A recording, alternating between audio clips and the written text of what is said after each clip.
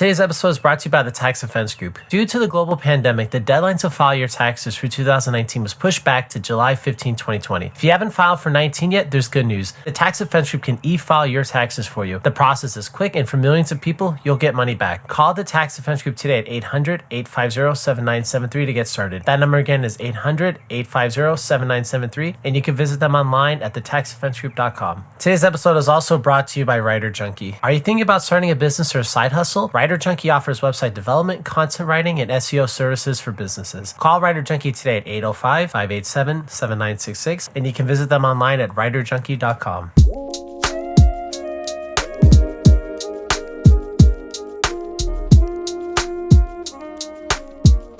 Welcome to TalkSpot. This is Marcus, and today I'm joined by Trevor Lane with Lakers Nation. Trevor, thank you for coming on. Hey, no problem. Thanks for having me. So I think since the last time we last spoke in April. I guess how have you felt during those last 2 months with basically no Lakers news happening at all, really? I mean, there's some news, but there's no games being played or anything really dramatic.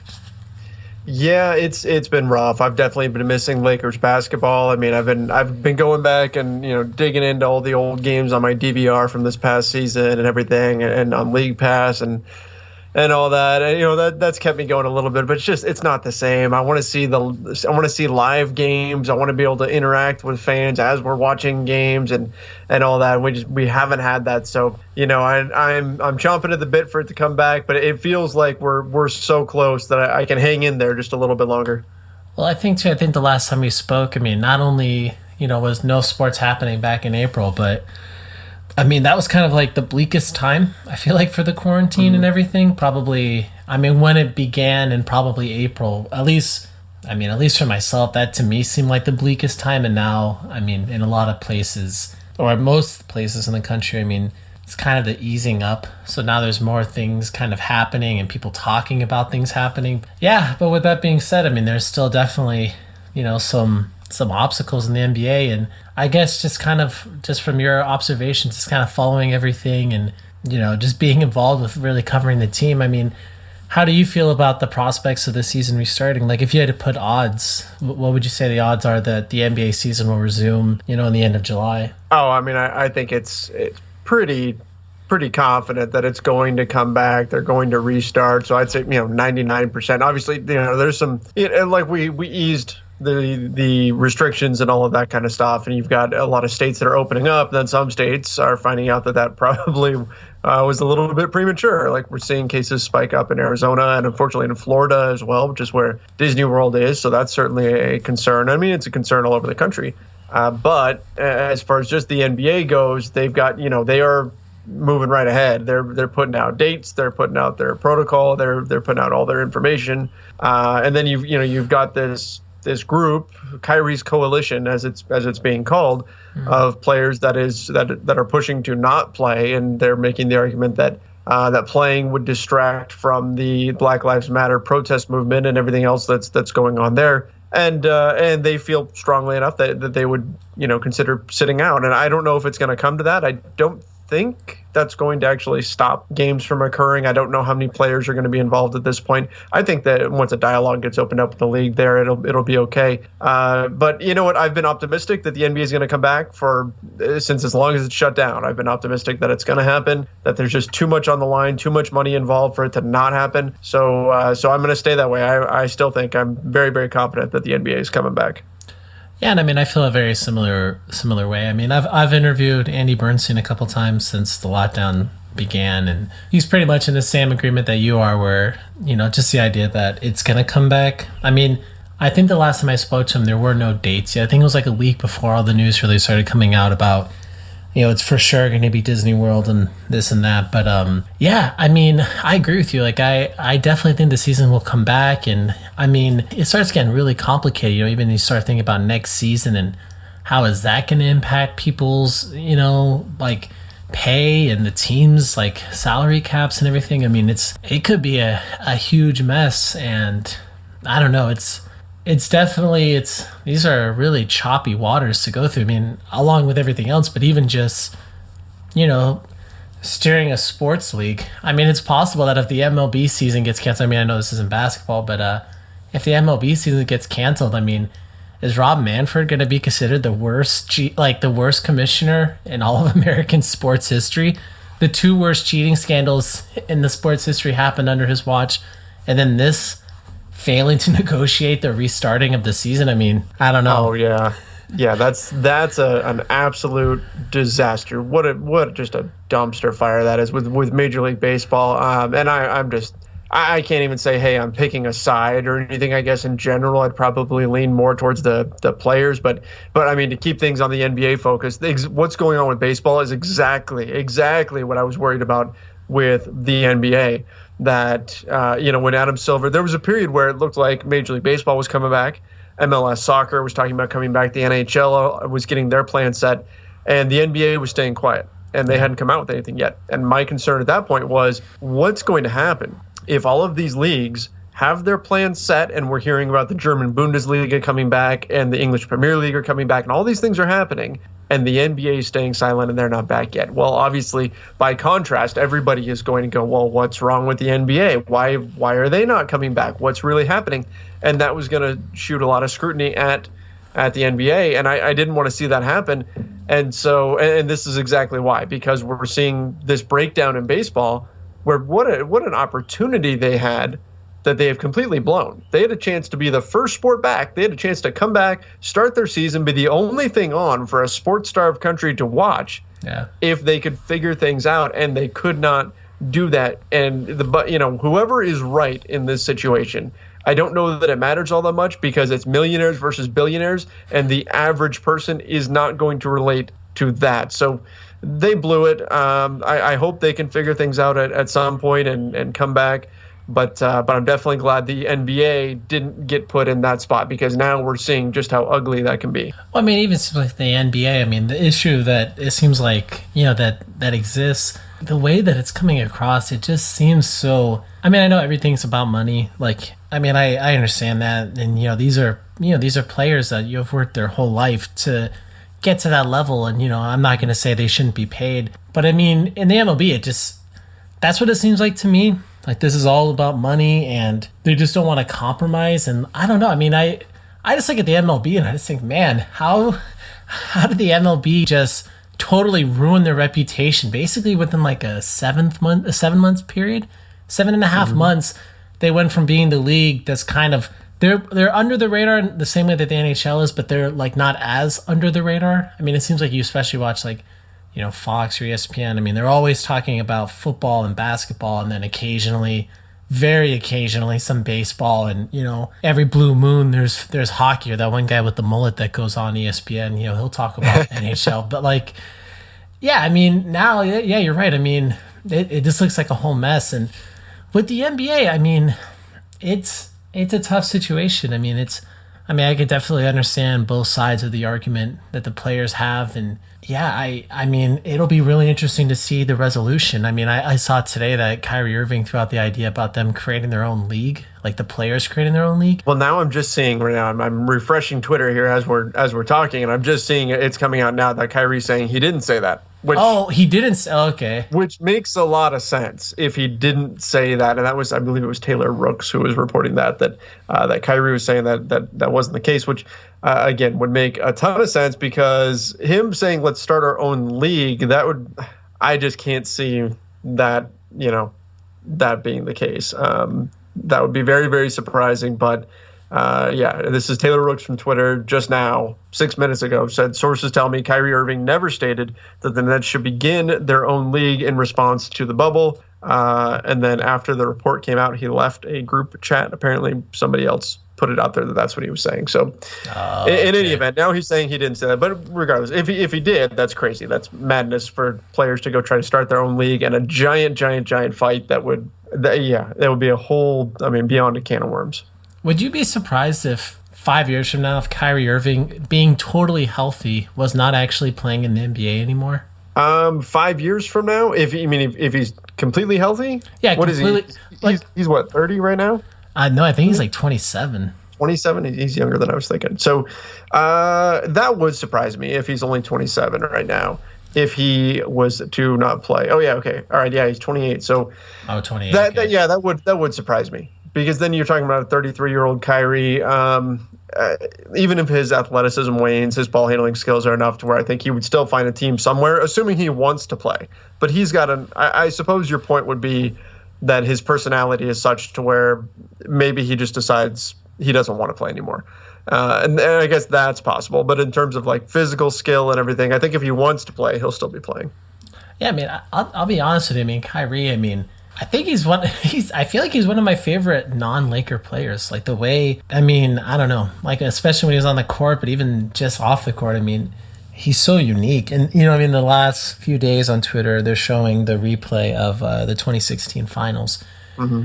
And I mean, yeah, LeBron, obviously he was incredible. Probably one of the greatest finals performances ever. But I mean, in that series too, I mean, Kyrie Irving was incredible. I mean, I would feel pretty safe saying in the 2016 finals that Kyrie Irving was like the second best player. I think he was better than Curry or Clay or Draymond Green.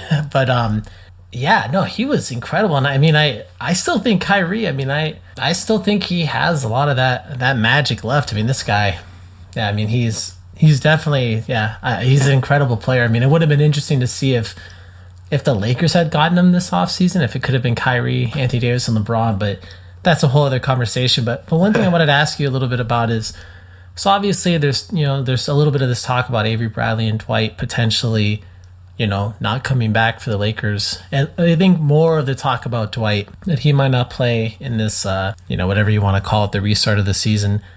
Who do you think between the two of them is more replaceable for the team? And who do you think would be the best candidates to potentially replace them if they need to be replaced? Between the two, I think that Dwight is the more replaceable. In terms of value, you can argue both have been tremendously valuable this season. Avery Bradley setting the defensive tone and Dwight Howard doing much of the same and providing that energy off the bench and forming that two-headed monster at center with JaVale McGee. But just because there's the chance, and I've heard nothing confirming or denying this, but DeMarcus Cousins, if he's healthy, he would seem like a natural fit just in terms of chemistry. He's already, well-versed in the team and their culture, and he's been around them and all of that. If he's healthy and Dwight decides to sit, it would be, I guess, poetic justice if DeMarcus Cousins slid into that spot, being that Dwight took the spot from Cousins after Cousins got hurt. So now if the delay in the NBA, if that gave Cousins time to get healthy, then that would make a lot of sense. So if Cousins is healthy, then Dwight Howard is the easier of the two to replace.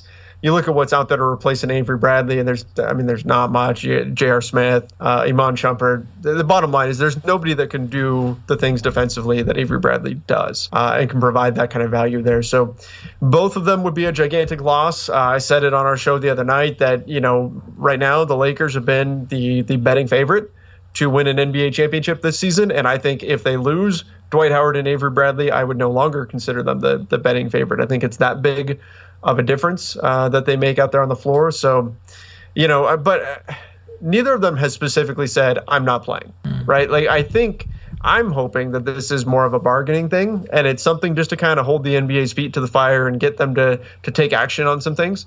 And that if they're able to come together and work out some things, then we'll see those guys in uniform. There's still time.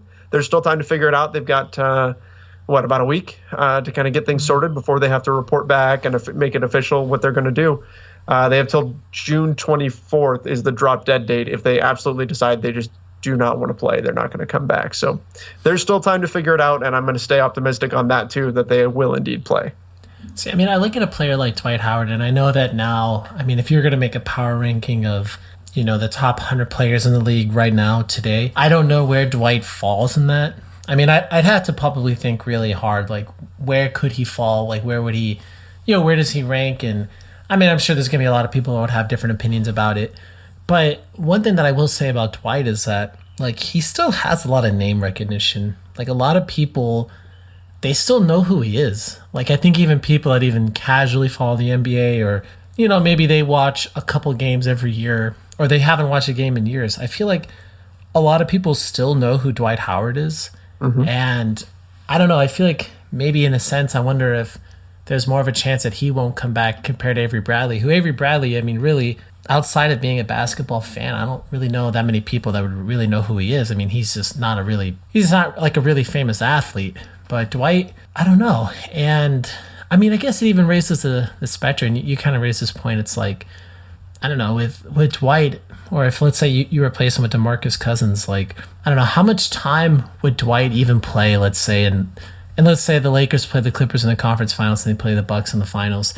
I mean, how many minutes would Dwight or let's say DeMarcus actually play in those series? I mean, is it going to be a lot of Anthony Davis at the 5 and, on the court at the same time as like Kyle Kuzma or Morris or something like that? Well, so that's a good point, and it's very matchup specific. All right. Heading into the season, we thought for sure, we were all talking about, the Lakers' death lineup, right? It's going to be AD at the 5, and that's going to be their best lineup by far. And the question is, can they talk Anthony Davis into playing all these minutes at 5 and blah, blah, blah, blah, blah. And as the season went on, we found out that the Lakers are actually really effective with a true center next to Anthony Davis, whether it was Dwight Howard or JaVale McGee. They did well. And so you didn't have to close the game with Anthony Davis at the 5, and they did sometimes, but sometimes they used a traditional center, and it worked out for them. So having that option there, I think, is important for the Lakers. But like you said, if you're playing the Clippers, who are going to play Ivica Zubac's 15 minutes, maybe less, and that's the only traditional center they're going to play, the rest of the time you're going to see Montrezl Harrell out there. Sometimes they're going to go small, and you're going to have, Marcus Morris will be their nominal center. In those instances, those guys can't play. That's pretty much is as simple as that. Dwight, JaVale, you can't put them on the floor when other teams go small, because the Lakers have an advantage in that they've got a guy in Anthony Davis that is big and can still play like a much smaller player and can cover ground like a smaller player. So you just run him at the 5, and then you're matched up okay, and you're not giving up all that much size. So it really does depend on the matchup. Like if you wind up seeing the Utah Jazz, the Oklahoma City Thunder, and you're going up against Rudy Gobert, Steven Adams, yeah, they're going to play. They're going to play quite a bit. If you run into the Houston Rockets, who aren't going to play a center at all, who are going to play 5 small players the entire game, they're going to go small ball. JaVale and Dwight probably barely get off the bench. So it's certainly a good point there in terms of Dwight's overall impact, although it is dependent on who they match up with. But you're right. If they match up with teams that like to go small, those guys aren't going to see the floor as much as they did during the regular season. One thing I was wondering, too, with DeMarcus Cousins is I thought there was some kind of clause that if a player gets cut by a team, that they can't get re-signed by that team for a certain number of months or whatever it is, or a year.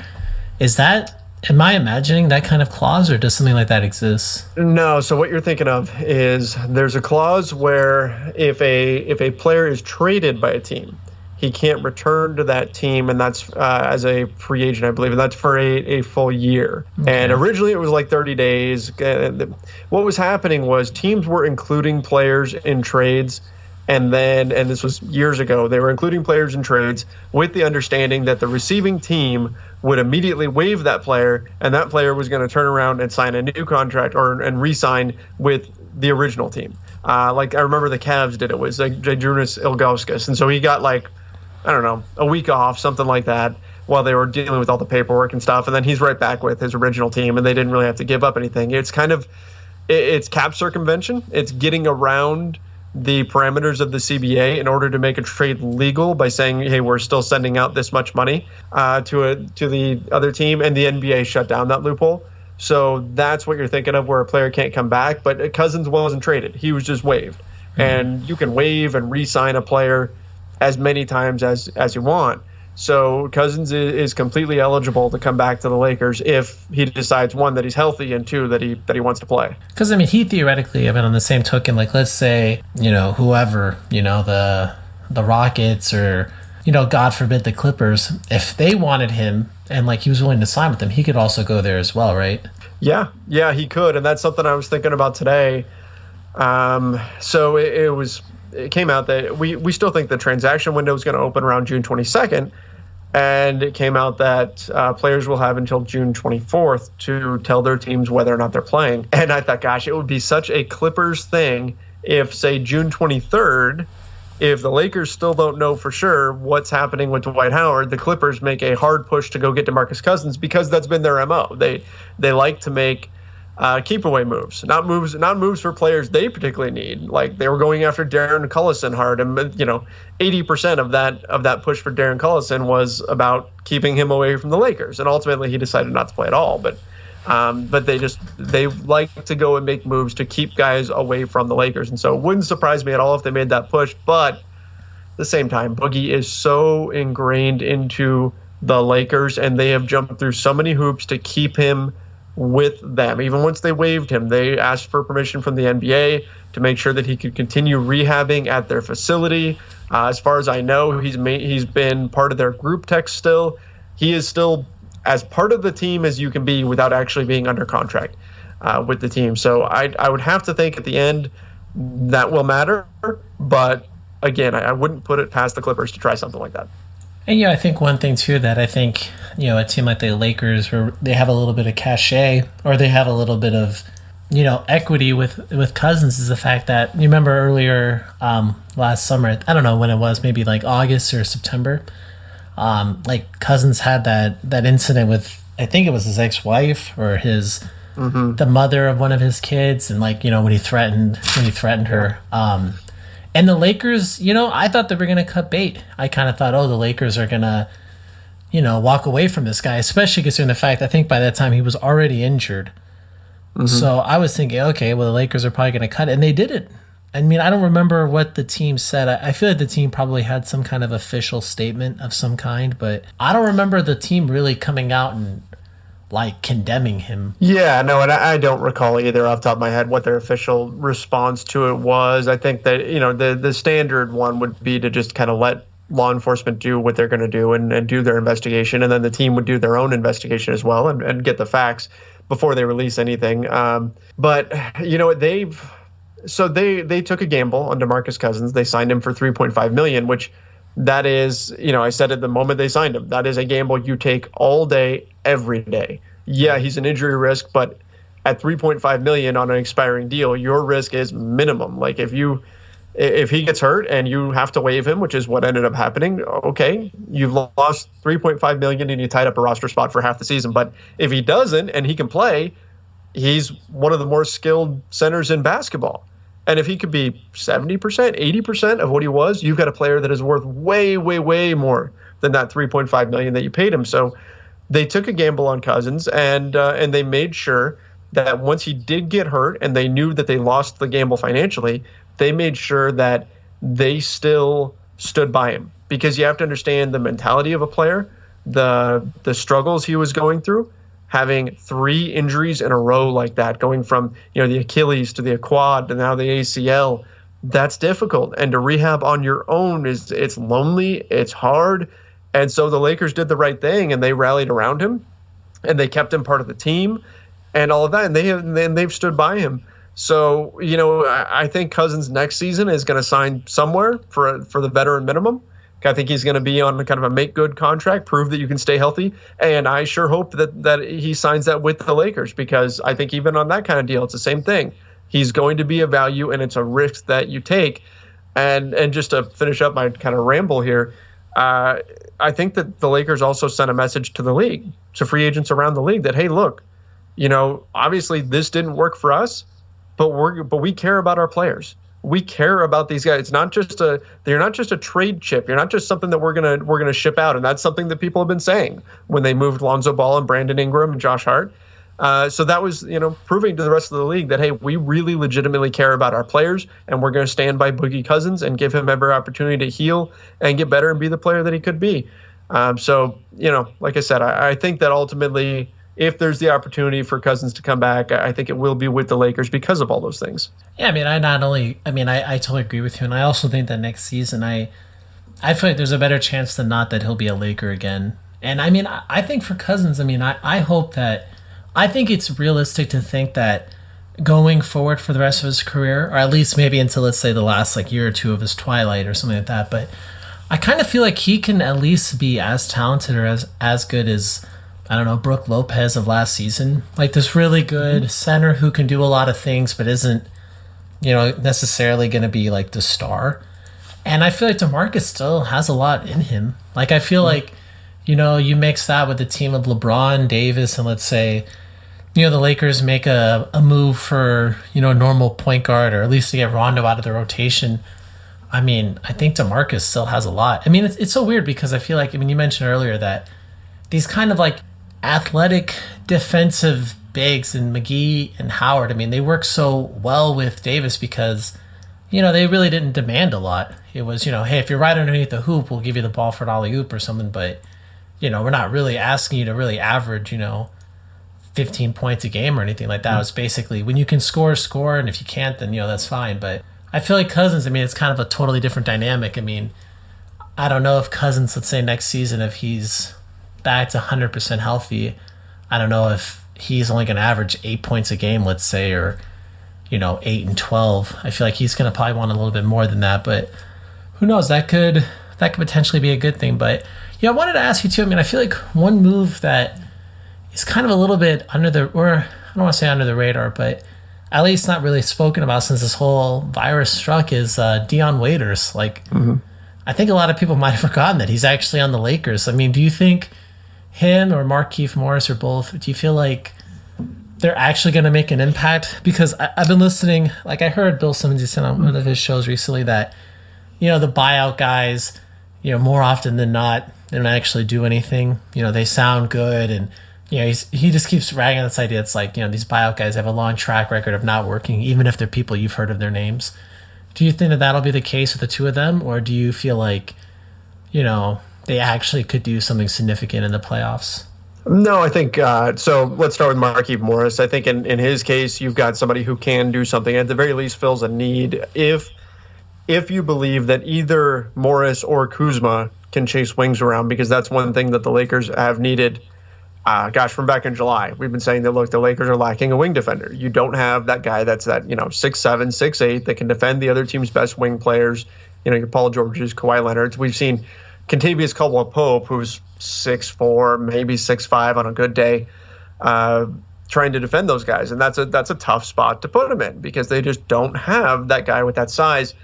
And so if you believe that Markieff Morris can either spring Kyle Kuzma and allow him to slide up a position, or that Markieff Morris himself can chase some of those guys around even for 10 minutes a night, that matters. That's taking a little bit of burden off of LeBron James on the wing. That's something that the Lakers can absolutely use. Whether or not he can, we'll still wait to see. But he's had some good moments with I think he played 7 or 8 games with the team. He had some rough moments, but he also had some good ones. So I think that in terms of mentality, too, he's a nice fit there. So I don't think he's not going to come in and start dropping 20 and 10 on a nightly basis, but that's not what you got him for. You got him to go throw at some wing players 10 minutes a night, give you a little bit of spacing out there on the floor in the second unit. As far as Dion Waiters go, I actually get a lot of questions about Dion Waiters. And I think that it's kind of the shiny new toy effect that we haven't seen him yet. We haven't seen him play for the Lakers, and everybody knows the name because he was that high draft prospect. I want to say he was the number 3 pick a few years ago. And so Dion Waiters kind of has that name recognition. People know Waiters Island and all of that. And they're just excited to see what he can bring. Best case scenario, he becomes that kind of bench scorer for the Lakers, like a Lou Williams type, that type of player who can just come in and just get buckets. But I'll tell you what, the thing that Dion Waiters provides, if he's going to work, and this is far from a certainty, Simmons isn't wrong that a lot of these guys don't pan out, but if he's going to work, what he's going to give the Lakers is somebody who can attack off the dribble. If you look into their advanced stats, the Lakers are dead last in the NBA in drives per game. They just don't have that many guys that are comfortable putting the ball on the floor and attacking the basket off the dribble. They don't. That's not how the team was constructed. They were built to have a lot of spot-up shooters around Anthony Davis and LeBron James, and it's worked. But there have been moments where they could use somebody who can put their head down and get to the basket. That's part of the reason why they were going after Derrick Rose at the trade deadline, because that's something that he does very well. That didn't work out. Dion Waiters, in his last full season, because he didn't play a full season last year. In his last full season, he got 25% of his looks off of drives to the basket. 25% of his shots came off of attacking the rim.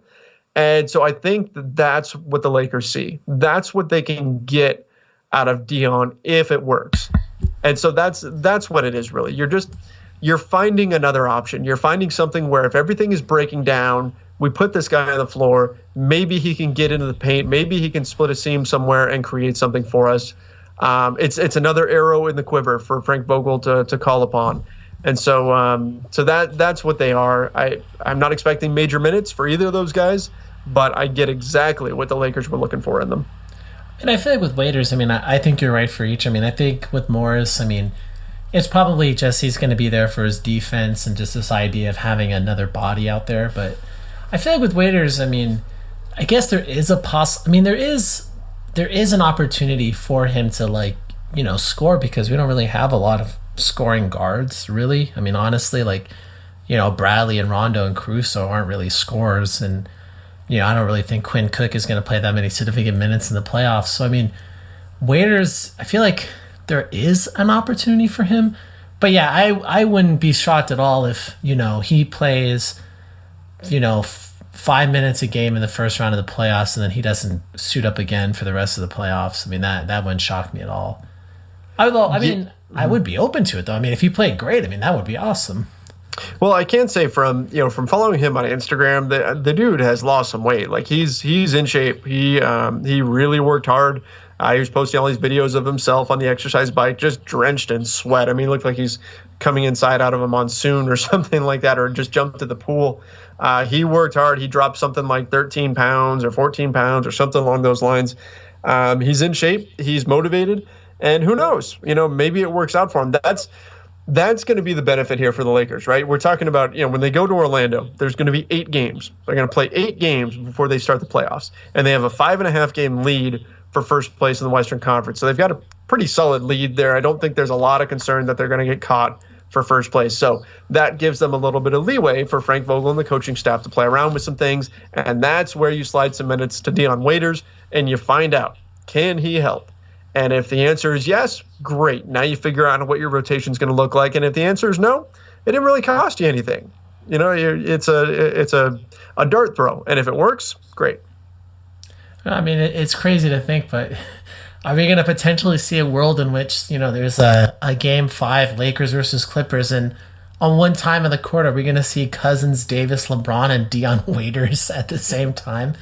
If that lineup happens, I think I'm just going to smirk, because now that we've talked about it, I mean, talk about something we haven't seen at all this season. But yeah I mean, yeah, it is going to be interesting. And I mean, I feel like with the other options, I mean, besides DeMarcus Cousins, I mean, are there really any other guys that could potentially join a roster that are like noteworthy? That are, I mean, Iman Shumpert is out there. That's one. Okay. Nick Young has been campaigning on Twitter to get picked up by somebody. So you've got that. J.R. Smith, Kenneth Faried. Look, if Cousins isn't ready to go and Dwight Howard says he's not playing, I would be on the phone real quick with Kenneth Faried. I've liked him for a while. I like his energy level. If anything, you know, coming off the bench, I think that could be valuable. But it's slim pickings, and that's where we're at right now in the NBA. There's no reason to assume that they're going to find anybody that's going to do significant damage out there on the free agent market, just given the time of year. All right, Trevor. Well, definitely, man. Thank you so much for coming on. And yeah, let's talk again. Maybe, when things are kind of more cemented and we can kind of look at what's happening with the games and everything. But how can we follow all the work that you're doing? Sure. Yeah, you can find me on social media at Trevor_Lane on Twitter, at Trevor Lane NBA on Instagram. You can find most of my podcasts and you can find them on Apple Podcast, of course, and you can find them. Just look for the Lakers Nation podcast, and I also host the NBA Front Office show with Keith Smith. We break things down on the NBA level, and so you can find us on Apple Podcasts as well, Spotify, Stitcher, everywhere that you can find podcasts. And then the Lakers Nation YouTube channel, I do a lot of breakdown videos and stuff there. So you can find all those over there at the Lakers Nation YouTube channel. All right, Trevor. Well, thank you again so much, man, and I'll talk to you later. All right. Sounds good. Thanks.